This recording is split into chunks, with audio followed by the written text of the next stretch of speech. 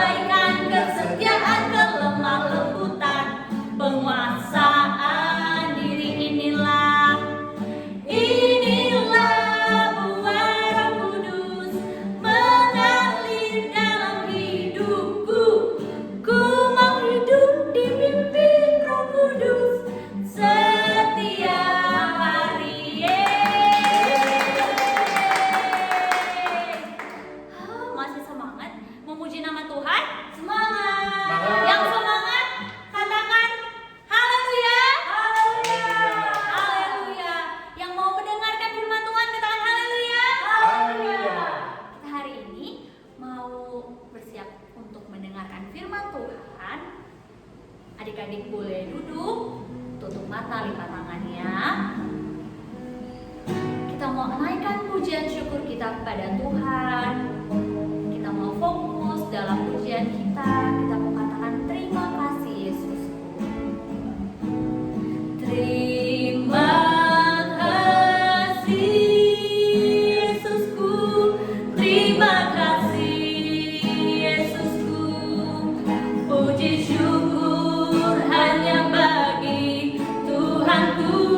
Terima kasih Yesusku. Terima kasih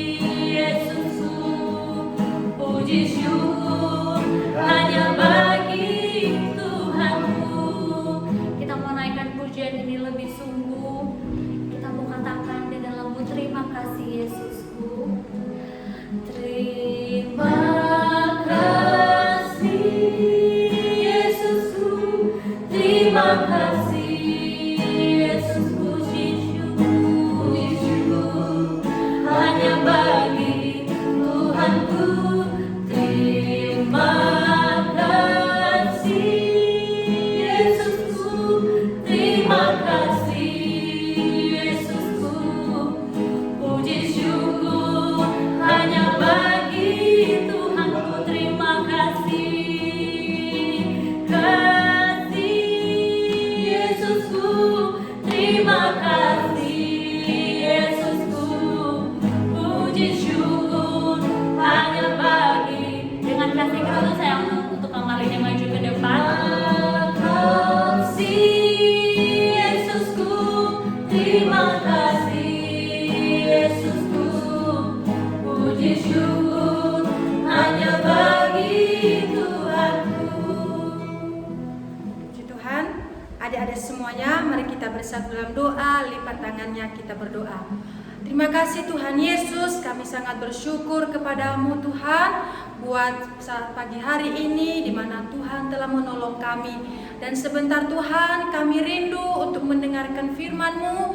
Kau siapkan hati kami Tuhan, kami mau mendengar firman-Mu. Terima kasih Bapa yang baik, kami mau duduk untuk mendengarkan firman-Mu hanya di dalam nama Tuhan Yesus. Haleluya, amin.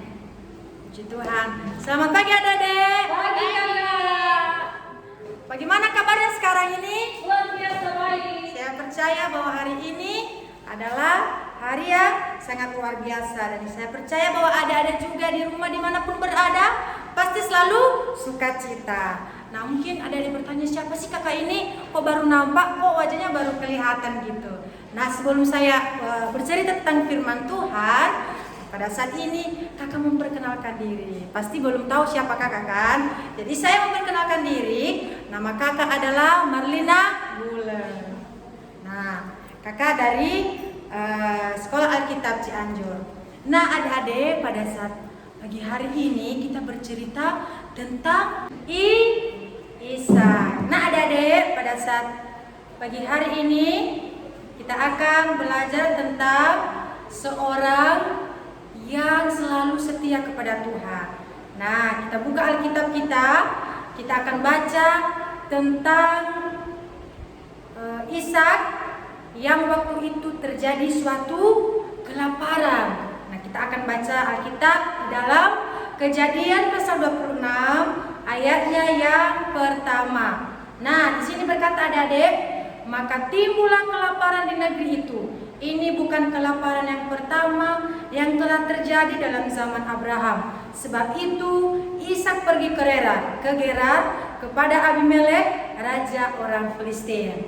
Nah, adik-adik, di sini ada seorang yaitu Ishak yang selalu setia kepada Tuhan. Nah, adik-adik, pada masa itu terjadilah kelaparan yang sangat hebat, yang sangat luar biasa. Orang-orang merasa lapar. Bagaimana sih kalau rasanya lapar? Pasti pengen apa? Pasti pengen makan.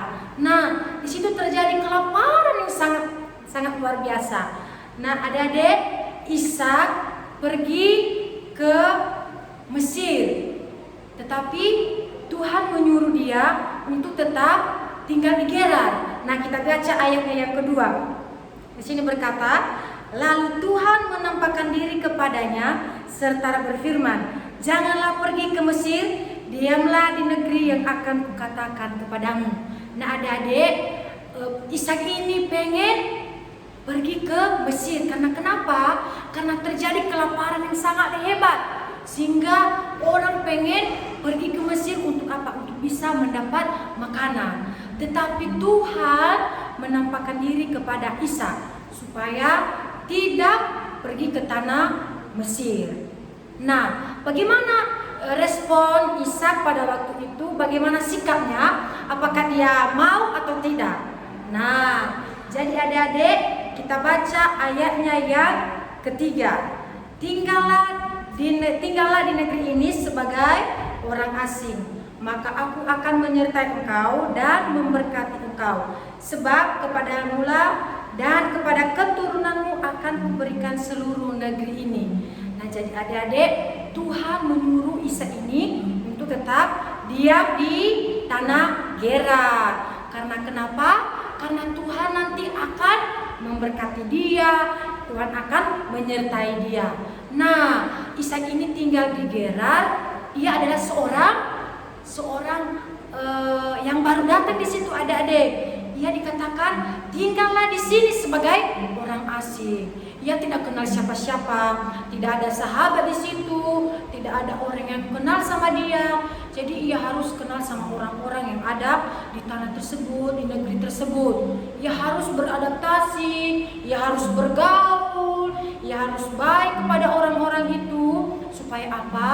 Supaya ia tetap tinggal di negeri itu. Jadi ia harus beradaptasi, ia harus bergaul dengan orang-orang tersebut, ia harus bermain dengan mereka. Supaya apa? Supaya mereka tetap diam di negeri itu.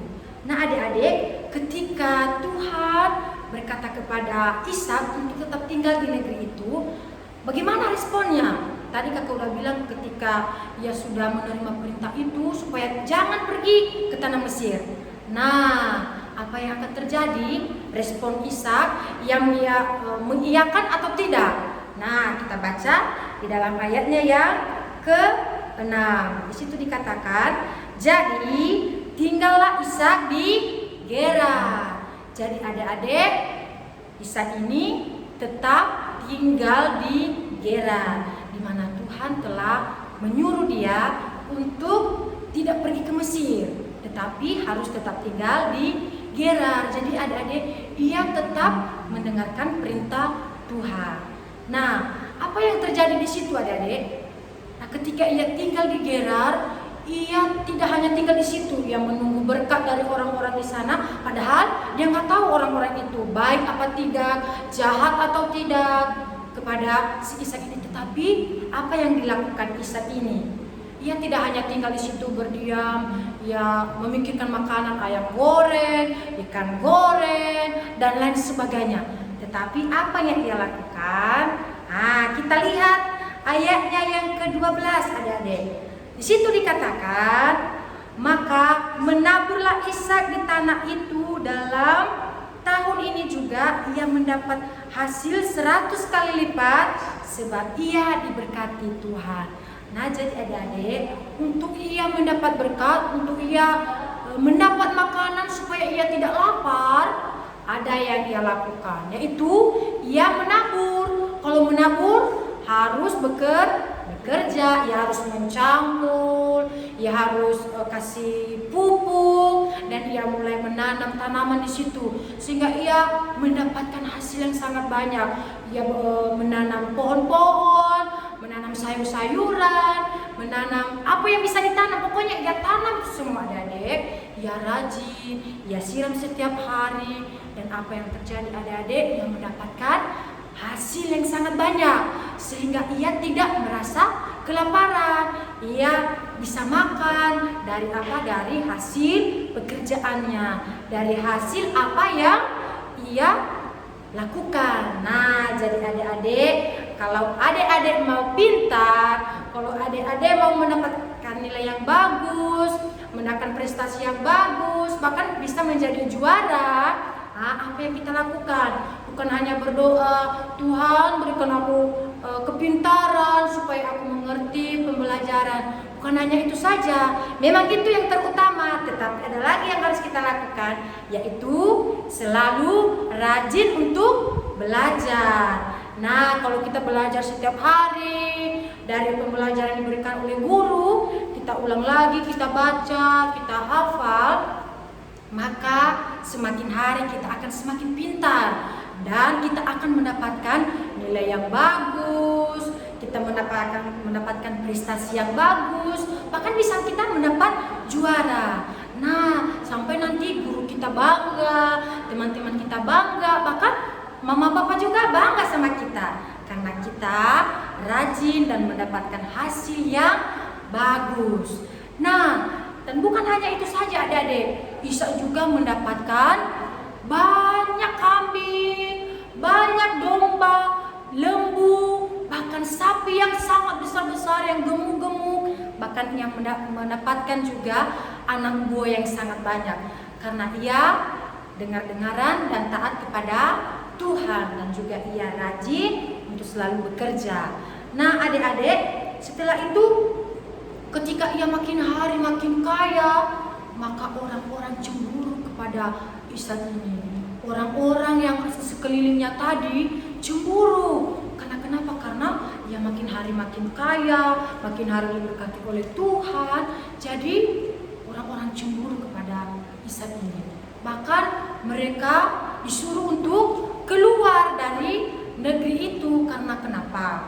Karena mereka Ishak ini sangat-sangat kaya dan memiliki banyak harta. Jadi ia disuruh untuk keluar, untuk meninggalkan negeri itu. Jadi apa yang Ishak lakukan? Ia mulai berkemas, ia mengumpulkan pakaiannya, ia mengumpulkan kambing domba-dombanya, bahkan hartanya untuk pergi dari negeri itu. Karena orang-orang disuruh supaya ia pergi dari tempat itu, karena ia semakin hari semakin kaya. Nah adik-adik, tadi dia datang di situ adalah dalam kondisi tidak baik. Ia dalam keadaan lapar, ia sudah belum makan, jadi ia tetap di situ. Tetapi ketika ia semakin hari semakin setia kepada Tuhan, ia bekerja dan ia mendapatkan hasil yang sangat banyak, bahkan yang menjadi kaya, sehingga orang-orang cemburu kepadanya dan ia disuruh untuk pergi dari negeri itu. Sehingga ia dan keluarganya pergi dari tempat itu untuk tidak lagi bersama-sama dengan mereka. Jadi adik-adik, apa yang kita ambil dari firman Tuhan ini, kita harus rajin dan taat kepada Tuhan, mengikuti segala perintah Tuhan. Apa yang Tuhan ajarkan, kita harus ikuti. Seperti yang diperintahkan kepada Ishak. Kalau Tuhan katakan harus mengasihi orang tua, kita harus melakukannya. Kalau kita disuruh sayang kepada kakak, kepada adik, kita harus melakukannya. Kalau Tuhan suruh jangan mencuri, jangan berbohong, jangan kita melakukannya. Tetapi kita harus melakukan apa yang baik yang Tuhan ajarkan kepada kita, sehingga kita mendapatkan berkat yang banyak. Itu adik-adik, sampai di sini firman Tuhan. Mari kita bersatu dalam doa. Terima kasih Bapa, kami sangat bersyukur kepadamu buat firman-Mu yang telah kami dengar pada saat ini. Biarlah kami Tuhan dapat mengikuti apa yang Tuhan perintahkan kepada kami, untuk kami selalu taat kepadamu.